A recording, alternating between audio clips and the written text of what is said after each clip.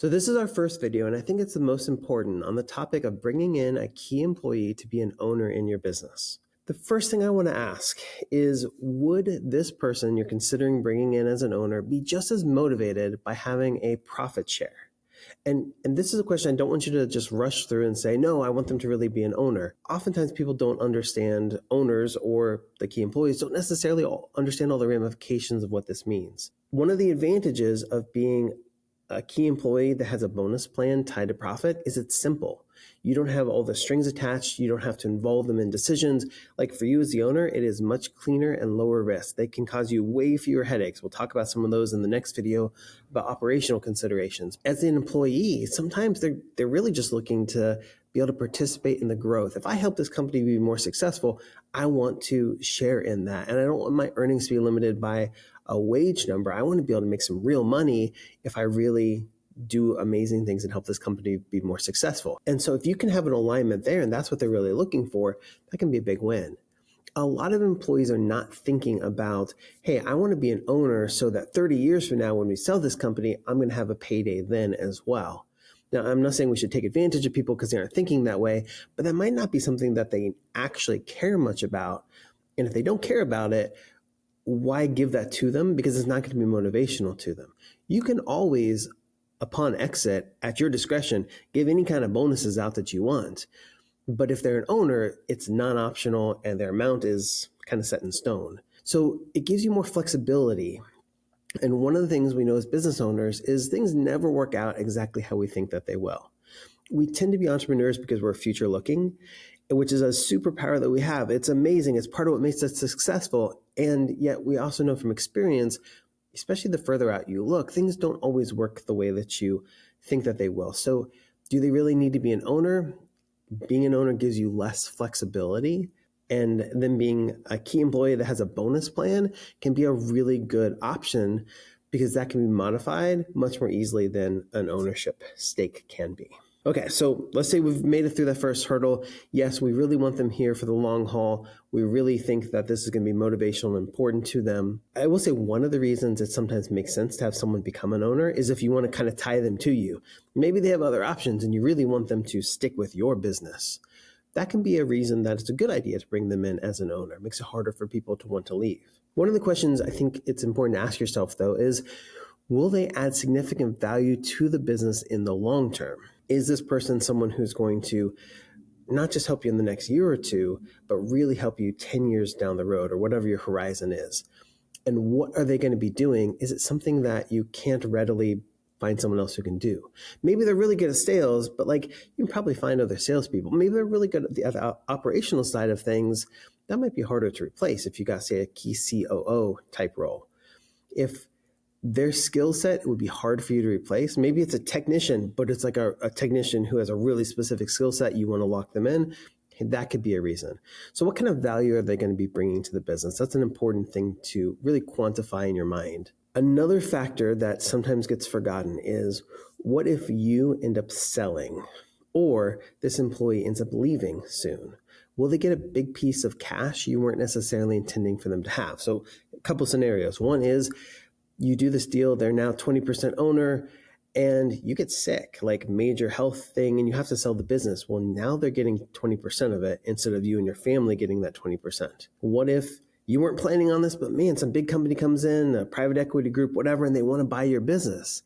And it's a great payday for you, but it's only 6 months after you brought them in or a year after you brought them in. They haven't added a tremendous amount of value yet, but now they're getting that 10 or 20% of that big piece. That's a big number that you weren't really necessarily intending for them to have. These are things that definitely can happen. Either if you end up selling for whatever reason, or if they end up leaving, they get an amazing job offer somewhere else and it's just too good to pass up and it's a year later. Do you have to buy back those shares? How much you have to buy them back for? All of those kind of questions become really significant. Another factor we sometimes see is, and this is really a specific case if you have a business that has maybe operations in multiple states or multiple business lines, do you want them to be an owner of the parent that maybe is doing a whole bunch of different things? Or maybe they're really just involved in one part of the business. It doesn't make sense to make that, if it's not already, a separate LLC. Maybe they become 10 or 20% owner of just that LLC, not of your parent organization as a whole. That can be an option too, that again, in certain circumstances can be a really good fit. One of the most important things, so if we made it through these hurdles and you're thinking, yeah, I really think this person should be an owner, one of the most crucial things then is, do you really have shared values? Now you're probably thinking you wouldn't be watching this video and considering this if they didn't have shared values. But what I mean is, when it really comes down to it, like, do you have a set of company values that you and they align on, that you both agree to? Or is it just like, yeah, I've known them forever. Yeah, I know that our values align. That's not the same thing.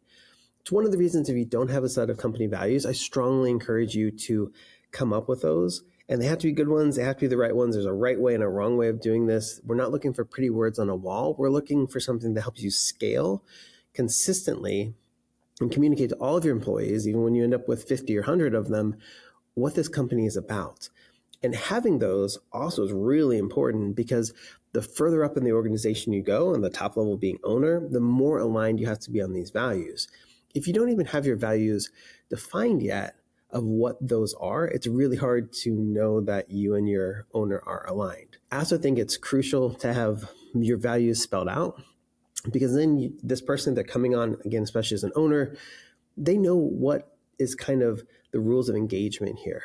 Here at this company, we value these 3 or 5 or whatever things, and they're really important to us, and this is how we're going to operate.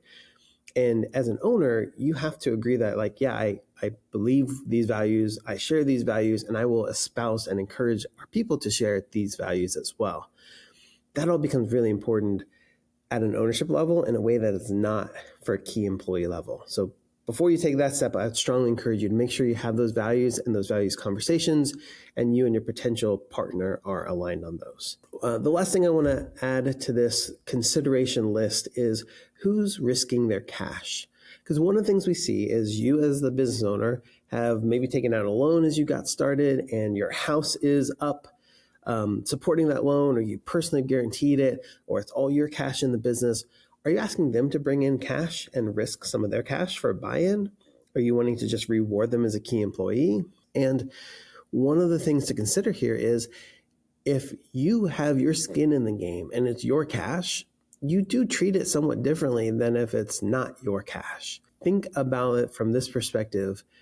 It's your business as an entrepreneur who's put in cash, right? And that's like one set of things. If over here you have a key employee who might not have that entrepreneur spirit and attitude and mentality, and they're not putting money in, like, you're just going to end up with potentially different results. You might be expecting them to behave more like you than they really will. Often what we see is an idea from business owners that I'm super motivated because it's my business, right? And if this is their business, they're going to be just as motivated as I am. So it's going to even amp up what they do and the value they produce for us. And it definitely does not work out that way all the time. And one of the factors I think there is, if you're rewarding them for good things that they've done and they're not putting any cash in, that's just one more difference that's going to result in somewhat different results and behaviors than you are exhibiting as the business owner who has things at risk. Hope this video has been helpful and thought-provoking. Does that key employee really need to be an owner, or is there a different way of motivating them that leaves you more flexible as you go into the future? Really important question to ask yourself.